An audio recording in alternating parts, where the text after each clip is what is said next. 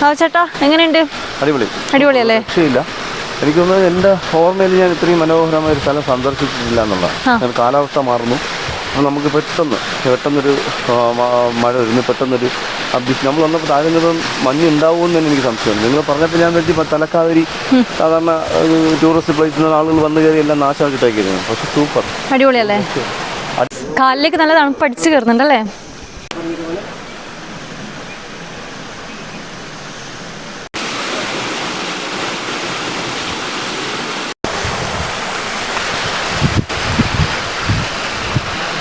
ಇಲ್ಲಂತೂ ಒಂದೊಂದು ಸೆಕೆಂಡಿಗೂ ಚೇಂಜಸ್ ಹೀಗೆ ಕಾಣ್ತಾ ಇದೆ ಅಷ್ಟ. ಎಷ್ಟು ಚೆನ್ನಾಗಿದೆ ಅಂತ ಹೇಳಿದರೆ ಪೀಸ್ಫುಲ್ಲಾಗಿ ಅಷ್ಟೊಂದು ಚೆನ್ನಾಗಿದೆ ಇಲ್ಲಿ ಬಂದರೆ. ನಾನಂತೂ ಇಷ್ಟು ವರ್ಷ ಕೊಡಗಿನಲ್ಲಿ ಇದ್ಕೊಂಡು ಇಲ್ಲಿ ಬಂದೇ ಇಲ್ಲ ಇಷ್ಟು ವರ್ಷ ಆಗಿ. ಇವಾಗ ಅದು ಏನೋ ಹೇಳ್ತಾರಲ್ಲ, ಒಂದೊಂದಕ್ಕೂ ಅದಾದ ಸಮಯ ಬರುತ್ತೆ ಅಂತ. ಆ ಸಮಯ ಇವಾಗ ಬಂದಿದೆ ಅಂತ ಅಂದ್ಕೊಳ್ತೀನಿ. ಆದರೆ ವೆದರ್ ಒಂಚೂರು ಆ ಕಡೆಗೆ ಏನು ಕಾಣ್ತಿಲ್ಲ ನೋಡಿ. ಹೇಗೆ ಫಾಗ್ ಮಿಸ್ಟ್ ಹೇಗೆ ಬಂದಿದೆ ಅಂದರೆ ಒಂದೊಂದು ಸೆಕೆಂಡಿಗೂ ಚೇಂಜ್ ಆಗ್ತಾ ಇದೆ. ವಾವ್, ಹೇಳಿ ನನಗೆ ಎಕ್ಸ್ಪ್ರೆಸ್ ಮಾಡಲಿಕ್ಕೆ ಆಗ್ತಾ ಇಲ್ಲ, ಅಷ್ಟೊಂದು ಚೆನ್ನಾಗಿದೆ. ചേട്ടാ എങ്ങനെയുണ്ട് നമ്മളെ കൊടക്? അടിപൊളി, സൂപ്പർ, ഒരു രക്ഷയില്ല. ഇവിടുത്തെ കാലാവസ്ഥ എന്താ ഇത് അല്ലേ? സെക്കൻഡ് മാറ്റിക്കൊണ്ടിരിക്കുകയാണ്. തണുപ്പ് കുടക് സൂപ്പർ. അത് മാത്രം നമ്മളിപ്പോൾ വന്ന സ്ഥലം എന്താണ് എൻ്റെ പേര്? തലക്കാവേരി. തലക്കാവേരി തന്നെയാണ്. രക്ഷയില്ല. നോക്കി നമ്മൾ വന്നപ്പോൾ നല്ല ഒന്നുമില്ല. ഇപ്പോൾ മഞ്ഞ് നിമിഷങ്ങൾക്ക് ഓരോ സെക്കൻഡ് മാറിക്കൊണ്ട്. അടിപൊളി, സൂപ്പർ. ഇഷ്ടപ്പെട്ടാ? സൂപ്പർ, അടിപൊളി, പക്ക. ആദ്യമായിട്ടല്ലേ വരുന്നത്? ഇവിടെ ആദ്യമായിട്ടാ.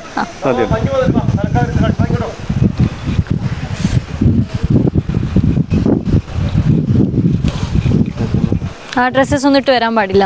അതാ ഞാൻ ഇന്നലെ പറഞ്ഞ ഷോർട്സ്, ಪ್ಯಾಂಟ್ಸಕ್ಕೆ ಉಪಯೋಗಿക്കാം. ಶಾರ್ಟ್ಸ್ ಸ್ಲೀವ್ಲೆಸ್ ಕಾರ್ಯಗಳೊಂದು ಉಪಯೋಗಿಸಿ ವರಾൻ ಪಾಡಿಲ್ಲ. ನಾವು ದೊಡ್ಡ ಮಾಡೋದು ಮಿಸ್ಟೇಕ್ ಏನು ಅಂತ ಹೇಳಿದ್ರೆ, ಇದು ದೇವಸ್ಥಾನನ ಅಥವಾ ಪಾರ್ಕಾ ಬೀಚಾ ಪಬ್ಬ ಅಂತ ನೋಡಿದ್ರೆ ಡ್ರೆಸ್ಸಿಂಗ್ ಸೆನ್ಸ್ ಇಲ್ಲದ ಒಬ್ಬೊಬ್ಬರು ಬರ್ತಾರೆ. ಬಂದಿರೋರನ್ನ ಹೊರಗಡೆ ಹಾಕಿರೋ ವೀಡಿಯೋಸ್ ಕೂಡ ನಾನು ನೋಡಿದ್ದೇನೆ. ಅದಕ್ಕೆ ನಾನು ಇವಾಗಲೇ ಹೇಳ್ತಿದ್ದೀನಿ, ನಾನು ತೋರಿಸ್ತೇನೆ ನೋಡಿ. ಈ ಥರ ಬಟ್ಟೆಗಳನ್ನ ಹಾಕಿ ಇಲ್ಲಿಗೆ ಬರಲೇಬೇಡಿ. ಕಾಣ್ತಾ ಇದೆ ಅಲ್ವಾ? ಶಾರ್ಟ್ಸ್, ಟೀ ಶರ್ಟ್ಸ್ ಅಥವಾ ಸ್ಲೀವ್ಲೆಸ್ ಆಗಿರೋ ಡ್ರೆಸ್. എങ്ങനെയുണ്ട്? ക്ലൈമറ്റ് എങ്ങനെയുണ്ട്? അടിപൊളി ക്ലൈമറ്റ് ആട്ടാ. ഞാൻ ഇത്ര പ്രതീക്ഷയില്ല. ഒരു മസ്റ്റ് വിസിറ്റ് എന്താ പറയാ സ്ഥലം തന്നെ പറയാം. വൈകുന്നേരം രാവിലെ ആയിരിക്കും എനിക്ക് തോന്നുന്നു ഇത്രയും നല്ല കൂടെ ഉണ്ടാവുക. അല്ല, ഏകദേശം ഉണ്ടാവുന്ന പറയുന്നത് എല്ലാ സമയത്തും.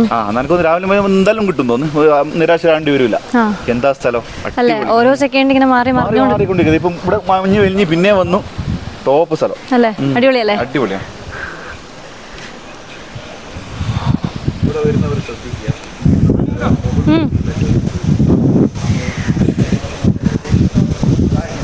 ತಲಕಾವೇರಿ ಅಂದರೆ ನಾವು ಸ್ಪೆಷಲಾಗಿ ಹೇಳಬೇಕು ಅಂತಿಲ್ಲ. ಆಲ್ಮೋಸ್ಟ್ ಎಲ್ರಿಗೂ ಕೂಡ ಗೊತ್ತಿರ್ಬೋದು ಇಲ್ಲಿನ ಕ್ಲೈಮೇಟ್ ಹೇಗಿದೆ, ಇಲ್ಲಿನ ವೆದರ್ ಹೇಗಿದೆ ಅಂತ ಎಲ್ರಿಗೂ ಕೂಡ ಗೊತ್ತಿರುತ್ತೆ. ಸೊ ಅದರಿಂದ ನಾವು ಹೇಳೋ ಅವಶ್ಯಕತೆ ಇಲ್ಲ.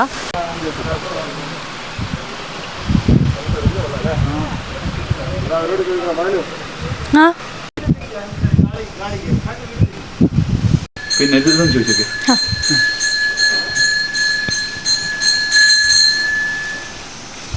കുടിക്കണ്ട. ನಮಗೆ ತಲಕಾವೇರಿ ಬಗ್ಗೆ ಸ್ವಲ್ಪ ಹಿಸ್ಟ್ರಿ ಹೇಳ್ಕೊಡ್ಬೋದಾ? ಗೊತ್ತಿಲ್ಲ. ಯಾರು ಹೇಳ್ಬೋದು?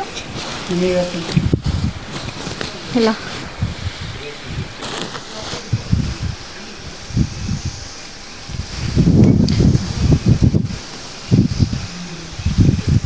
ಅದಕ್ಕೇನು ಹೇಳ್ತಾರೆ ಅವಳು, ಹೇಳ್ತೇನೆ ನಾನು ತಿಂಗಳಿಗೆ ಒಂದ್ಸಲ ಬರ್ತೇನೆ, ಅದು ವರ್ಷಕ್ಕೊಂದ್ಸಲ ಬರ್ತೇನೆ. ಅಕ್ಟೋಬರ್ 17ಕ್ಕೆ ಅದು ತುಲಾ ಸಂಕ್ರಮಣ. ಹಾಗಾಗಿ ಇಬ್ಬರು ಜೊತೆಯಾಗಿ ಬಂದು ಇಲ್ಲಿ ಭಕ್ತರಿಗೆಲ್ಲ ದರ್ಶನ ಕೊಡ್ತೇವೆ ಅಂತ ಹೇಳಿ ವರ್ಷಕ್ಕೊಂದ್ಸಲ ತೀರ್ಥೋತ್ಸವ ಆಗುತ್ತೆ. ಅದು ಸ್ಟೋರಿ ಇಲ್ಲಿದು.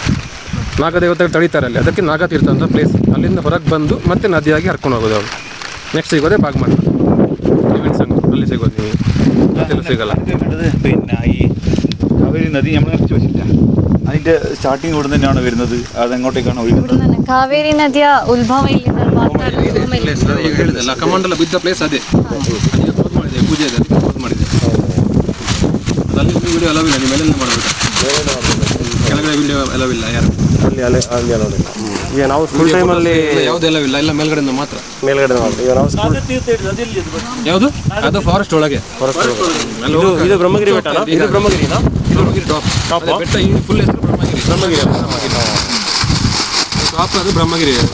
ಅಲ್ಲಿ ಮಾಡಿದೆ. ಇದು ಇಲ್ಲಿ ಪೂಜೆ ಸಮಯದಲ್ಲಿ ಅಲ್ಲಿ ನೀರು ಹೊರಡೆ ಬರೋದು ಸಂಕ್ರಮಣ. October 17. ഒന്നിലെ ഇത് മേലോട്ടാക്കണം, ഇങ്ങോട്ട് തിരിച്ചു കിടക്കണം. അതെയാ, അങ്ങോട്ട് വലിയ ഇത് മേലേക്ക് അങ്ങോട്ട് വലിയ, ഇങ്ങോട്ടേ ഉള്ളൂ. അങ്ങോട്ട് വലിയ ನಾವು ವಿಡಿಯೋ ಶೂಟ್ ಮಾಡ್ತಾ ಇದ್ದಾಗೆ ಒಂದೊಂದು ಸೆಕೆಂಡಿಗೂ ಚೇಂಜ್ ಆಗ್ತಾ ಇದೆ ಆಯಿತಾ. ಇವಾಗ ಇಲ್ಲಿ ಫುಲ್ಲಾಗಿ ಚೆನ್ನಾಗಿ ಕಾಣುತ್ತೆ, ವ್ಯೂ ಚೆನ್ನಾಗಿದೆ. ಒಂದು ಸೆಕೆಂಡಲ್ಲೇ ಫುಲ್ ಚೇಂಜ್ ಆಗಿಬಿಡುತ್ತೆ, ಏನೂ ಕಾಣಲ್ಲ. ಫುಲ್ ಫಾಗ್, ಫುಲ್ ಮಿಸ್ಟ್ ಮಾತ್ರ ಫುಲ್ ಕವರ್ ಆಗಿಬಿಡುತ್ತೆ, ಏನೂ ಕಾಣಲ್ಲ. ತುಂಬ ಚೆನ್ನಾಗಿದೆ. ಏನಕ್ಕೊಮ್ಮೆ ಕೊಡಗಿನ ಕಡೆ ಬರೋರಾದರೆ ಒಮ್ಮೆ ವಿಸಿಟ್ ಮಾಡಲೇಬೇಕು.